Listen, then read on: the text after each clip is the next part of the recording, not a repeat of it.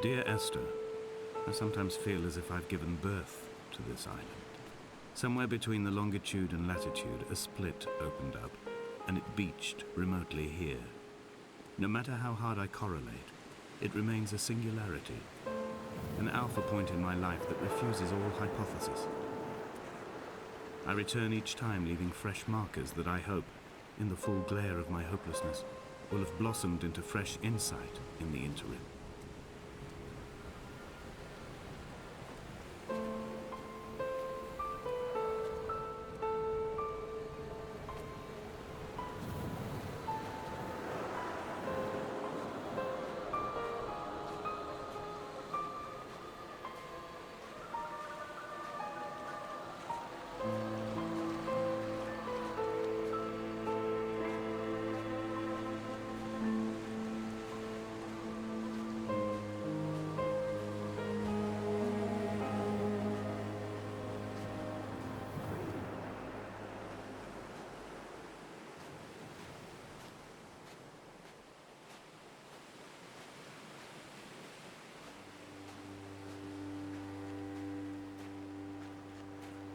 When you were born, your mother told me, a hush fell over the delivery room. A great red birthmark covered the left side of your face. No one knew what to say, so you cried to fill the vacuum. I always admired you for that you cried to fill whatever vacuum you found. I began to manufacture vacuums just to enable you to deploy your talent. The birthmark faded by the time you were 6 and had gone completely by the time we met, but your fascination with the empty and its cure remained.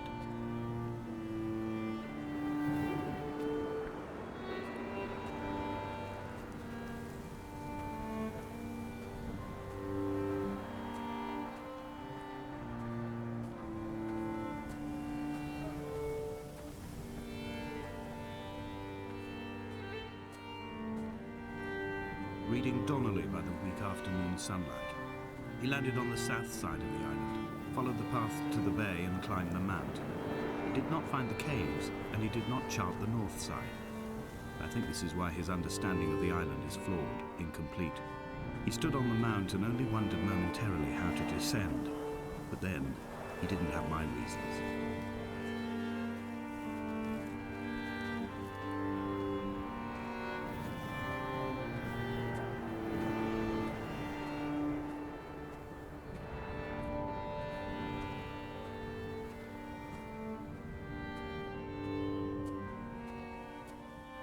When someone had died or was dying, or was so ill they gave up what little hope they could sacrifice, they cut parallel lines into the cliff, exposing the white chalk beneath.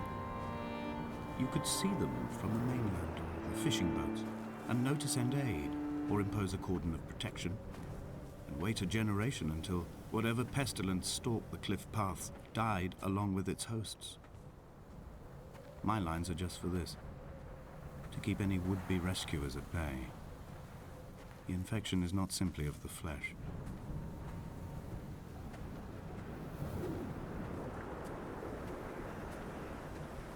We are not like Lot's wife, you and I. We feel no particular need to turn back. There's nothing to be seen if we did. No tired old man parting the cliffs with his arms. No gifts or Bibles laid out on the sand for the taking. No tides turning or the shrieking gulls overhead. The bones of the hermit are no longer laid out for the taking. I have stolen them away to the guts of this island, where the passages all run to black, and where we can light each other's faces by their strange luminescence.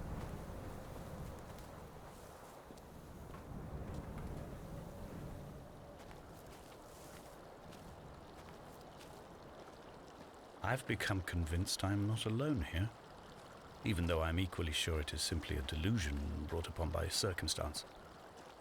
I do not, for instance, remember where I found the candles, or why I took it upon myself to light such a strange pathway. Perhaps it is only for those who are bound to follow.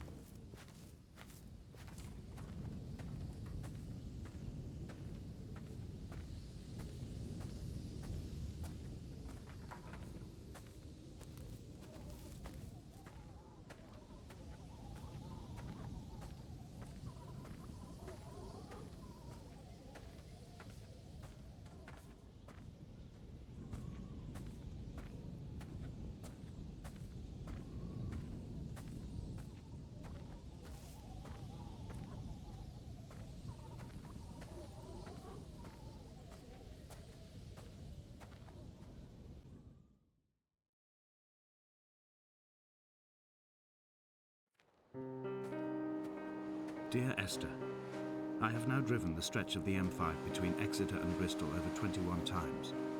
But although I have all the reports and all the witnesses, and have cross-referenced them within a millimetre using my Ordnance Survey maps, I simply cannot find the location. You'd think there would be marks to serve as some evidence. It's somewhere between the turn-off for Sanford and the welcome brake services. But although I can always see it in my rear-view mirror, I have as yet been unable to pull ashore.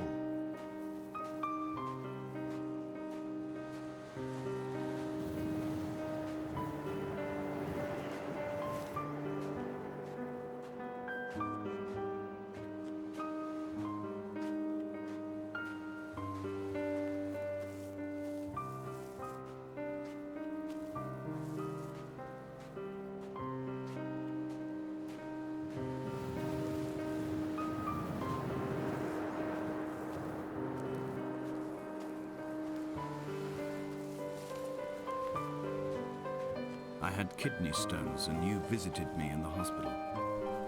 After the operation, when I was still half submerged in anesthetic, your outline and your speech both blurred. Now my stones have grown into an island and made their escape, and you have been rendered opaque by the car of a drunk.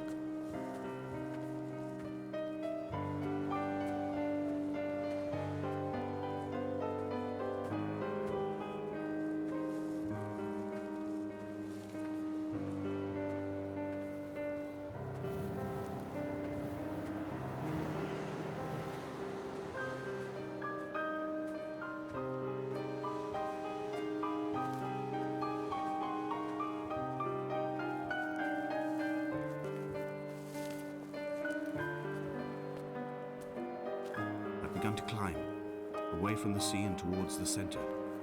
It is a straight line to the summit, where the evening begins to coil around the aerial and squeeze the signals into early silence. The bothy squats against the mount to avoid the gaze of the aerial. I too will creep under the island like an animal and approach it from the northern shore.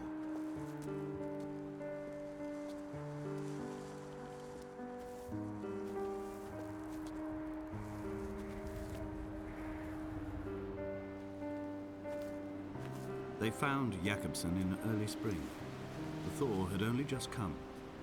Even though he'd been dead nearly 7 months, his body had been frozen right down to the nerves and had not even begun to decompose. He'd struggled halfway down the cliff path, perhaps looking for some lost goat, or perhaps in a delirium, and expired, curled into a claw right under the winter moon. Even the animals shunned his corpse. The mainlanders thought to bring it home unlucky. Donnelly claims they dragged it to the caves to thaw out and rot, but he is proving an unreliable witness.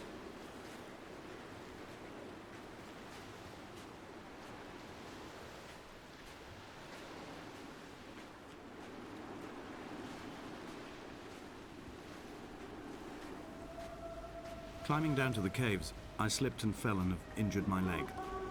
I think the femur is broken. It is clearly infected. The skin has turned a bright, tight pink, and the pain is crashing in on waves, winter tides against my shoreline, drowning out the ache of my stones. I struggled back to the bothy to rest, but it has become clear that there is only one way this is likely to end. The medical supplies I looted from the trawler have suddenly found their purpose. They will keep me lucid for my final ascent.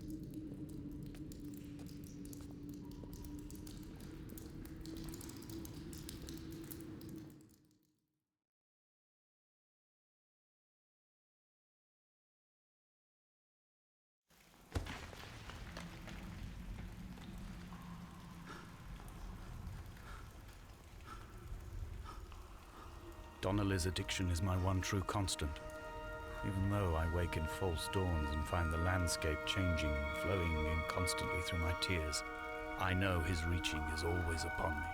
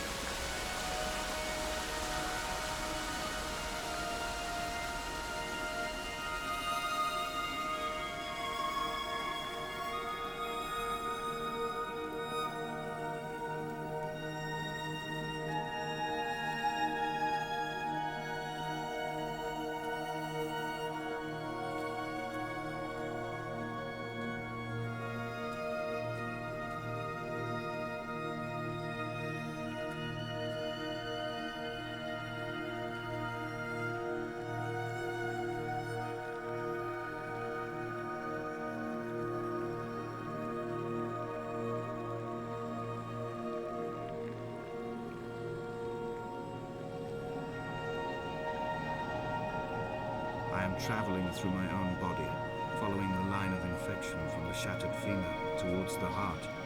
I swallow fistfuls of painkillers to stay lucid.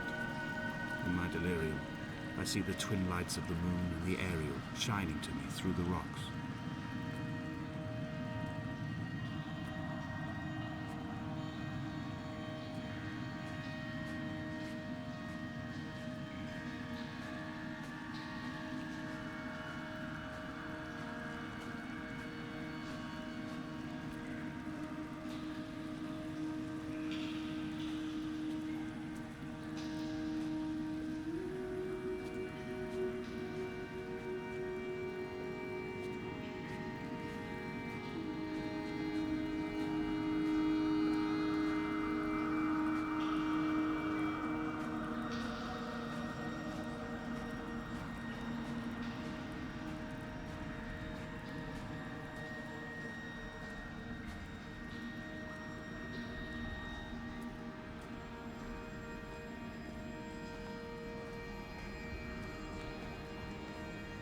This cannot be the shaft they threw the goats into.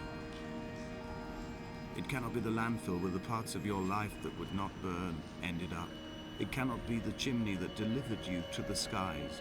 It cannot be the place where you rained back down again to fertilize the soil and make small flowers in the rocks.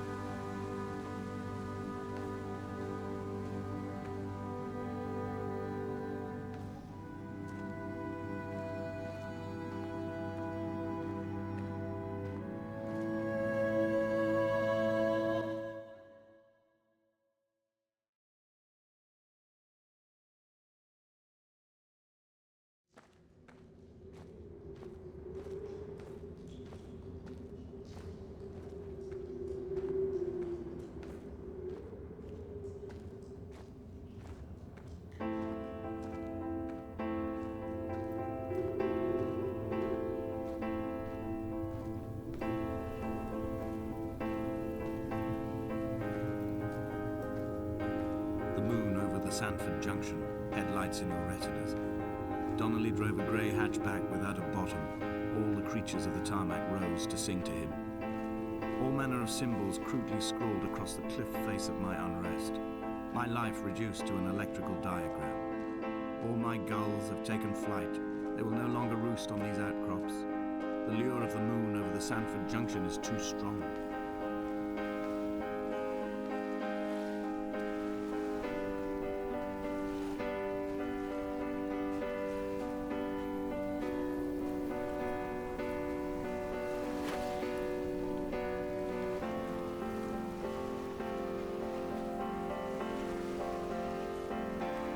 Fire and soil, I chose fire. It seemed the more contemporary of the options, the more sanitary. I could not bear the thought of the reassembly of such a ruin. Stitching arm to shoulder and femur to hip, charting a line of thread like traffic stilled on the motorway, making it all acceptable for tearful aunts and traumatized uncles flown in specially for the occasion. Reduce to ash, mix with water, make a phosphorescent paint for these rocks and ceilings.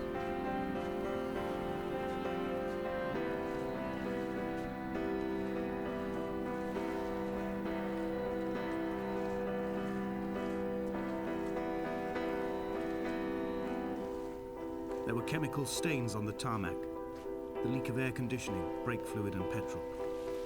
He kept sniffing at his fingers as he sat by the roadside, waiting as if he couldn't quite understand or recognize their smell.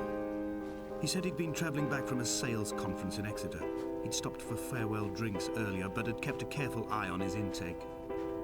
You could hear the sirens above the idling traffic.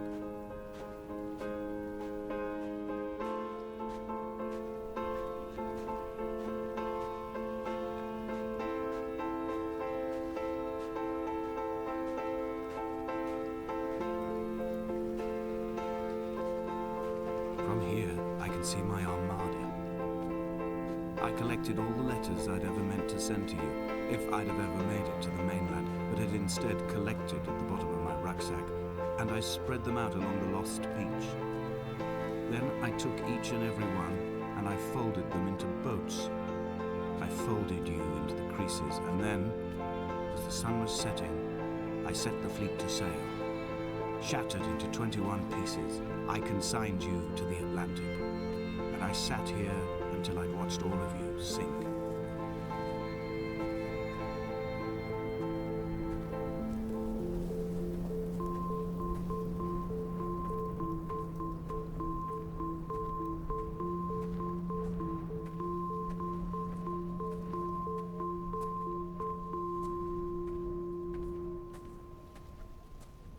When Paul keeled over dead on the road to Damascus, they resuscitated him by hitting him in the chest with stones gathered by the roadside.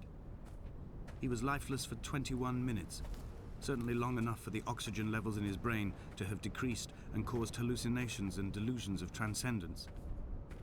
I'm running out of painkillers, and the moon has become almost unbearably bright.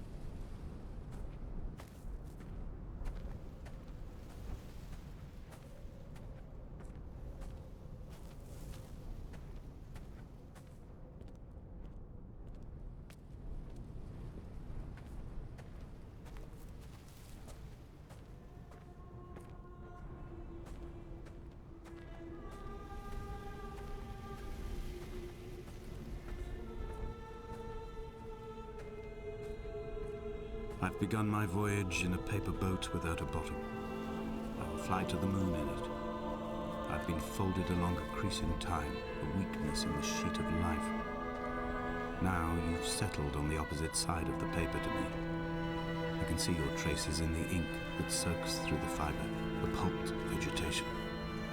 When we become waterlogged and the cage disintegrates, we will intermingle. When this paper aeroplane leaves the cliff edge and carves parallel vapor trails in the dark, we will come together.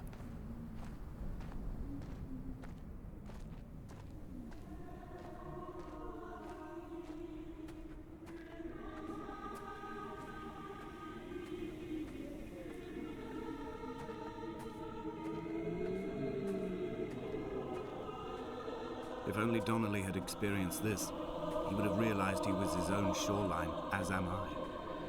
Just as I am becoming this island, so he became his syphilis, retreating into the burning synapses, the stones, the infection.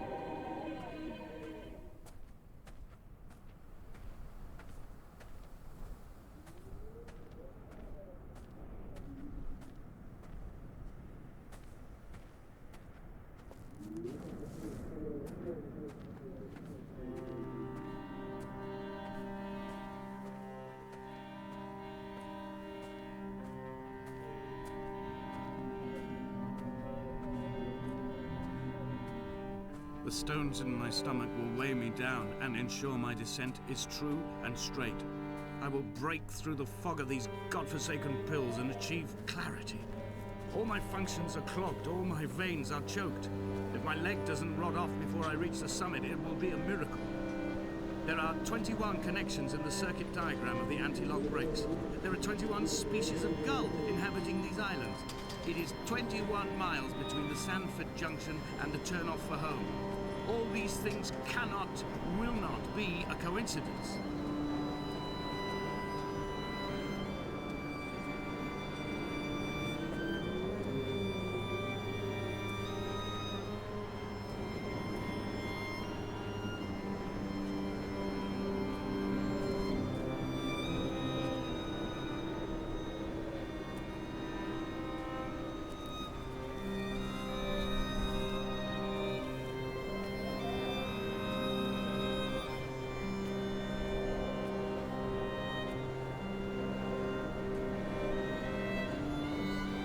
I have dredged these waters for the bones of the rabbit, for the traces of Donnelly, for any sign of Jakobsen's flock, for the empty bottle that would incriminate him. I have scoured this stretch of motorway 21 times, attempting to recreate his trajectory, the point when his heart stopped dead and all he saw was the moon over the Sandford Junction. He was not drunk, Esther. He was not drunk at all, and it was not his fault. It was the converging lines that doomed him. This is not a recorded natural condition. The gulls could not fly so low over the motorway and cause him to swerve. The paint scored away from his car in lines like an infection, making directly for the heart.